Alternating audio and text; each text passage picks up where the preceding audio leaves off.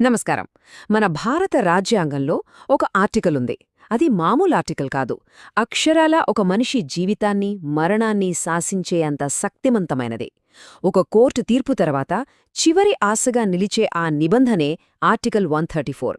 ఈరోజు మనం దాని గురించే వివరంగా తెలుసుకోబోతున్నాం. అవును, ఈ ప్రశ్న చాలా మంది మధ్యలో మెదులుతూ ఉంటుంది కదా. ఒక క్రిమినల్ కేసులో హైకోర్టు ఒక తీర్పిచ్చేసింది. ఇక అంతా అయిపోయిందా, లేక సుప్రీంకోర్టు తలుపు తట్టొచ్చా? ఒకవేళ తట్టొచ్చంటే అన్ని కేసులకు ఈ అవకాశం ఉంటుందా, లేక కొన్నింటికి మాత్రమేనా? ఈ ప్రశ్నలన్నింటికీ సమాధానమే మనమివాళ చేయబోతున్న ఈ విశ్లేషణ. సరే, ఈ ఆర్టికల్ 134ని ఎలా అర్థం చేసుకోవాలి? సింపుల్గా చెప్పాలంటే, సుప్రీంకోర్టుకు వెళ్లడానికి ఇదొక స్పెషల్ గేట్ అనుకోండి. అయితే ఓ విషయం గుర్తుంచుకోవాలి, ఈ గేటు ఎప్పుడూ అందరికోసం తెరిచుండదు. కొన్ని ప్రత్యేకమైన, చాలా సీరియస్ క్రిమినల్ కేసుల అప్పీళ్లకు మాత్రమే ఇది దారిస్తుందన్నమాట. సో అధికారికంగా చెప్పాలంటే ఆర్టికల్ 134 అంటే ఏంటి?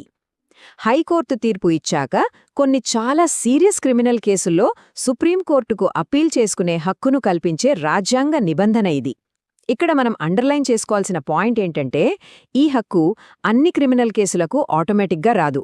కేవలం అత్యంత ప్రాముఖ్యత ఉన్న చాలా తీవ్రమైన పరిస్థితుల కోసం మాత్రమే దీన్ని రిజర్వ్ చేసి పెట్టారన్నమాట.